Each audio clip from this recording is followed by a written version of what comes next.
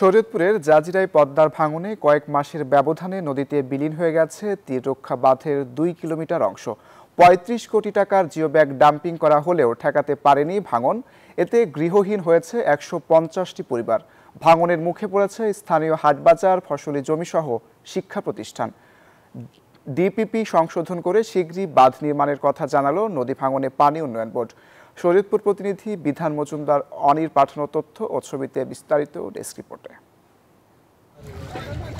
Jazeera উপজেলার পূর্ব নাওডোবা ইউনিয়নের মইলাকান্দি এলাকার চিত্র এটি। কয়েকদিন আগেও এই এলাকায় ছিল রাস্তাঘাট, হাটবাজার, বসতবাড়ি সহ নানা স্থাপনা।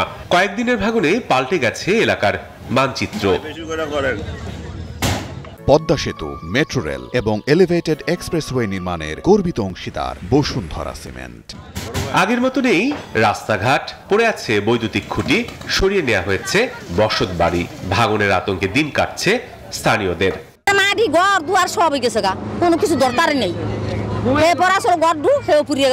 এই দোকানের থেকে আমার সংসার চলতো, সবকিছু চালাইতাম, কিন্তু নদী ভাঙার কারণে আমাদের এই দোকানপাট সব বিলীন হয়ে গেছে। আমরা জাজিরা পয়েন্টের মানুষগুলা সবচেয়ে অবহেলিত, কারণ তারা আমাদের আশ্বাস দিছে স্থায়ী বেড়িবাঁধ হইব, কিন্তু কাজে কিছু হয় না। স্থানীয়দের অভিযোগ, ভাঙন রোধে নির্মাণ বালু ভর্তি জিও ব্যাগ নদীতে ফেললেও তা কাজে আসেনি। পাবর কাজের ধীরগতিকে দুষলেন দুর্গতরা। আমাদের এখানে বেড়িবাঁধের কাজ অনেক বছর পর একটু চালু হয়েছিল, তাও আবার ঠিকাদারের গাফলতির কারণে এখন আমাদের বেড়িবাঁধের কাজ বন্ধ আছে। এইখানে প্রতিনিয়ত নদীতে ভাঙতেছে আর লোক দেখানো কাজ চলতেছে। প্রায় ব্যাগগুলো ভাঙনে মনে করে নদীর ভিতরে চলে গেছে, এখন ওই ব্যাগগুলো দেখা যাচ্ছে না। তার জন্য মনে করে নতুন করে আবার এই ৩-৪ দিন যাবত কাজ চালু হয়েছে। এদিকে ভাঙনে ক্ষতিগ্রস্ত অংশ চিহ্নিত করে ডিজাইন অনুযায়ী নতুন সার্ভে অনুযায়ী বাঁধ নির্মাণের কথা জানিয়েছে পানি উন্নয়ন বোর্ড।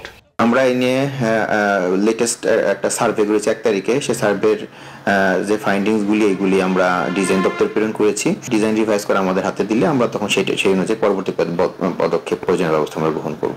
সঠিক সময়ে কাজ শুরু না করায় ভাঙনে ক্ষতিগ্রস্ত হয়েছে স্থানীয়রা। তাই দ্রুত কার্যকরী ব্যবস্থা নিয়ে ভাঙন রোধের পাশাপাশি ঠিকাদারি প্রতিষ্ঠানগুলোকেও জবাবদিহিতার আওতায় আনার দাবি সংশ্লিষ্টদের।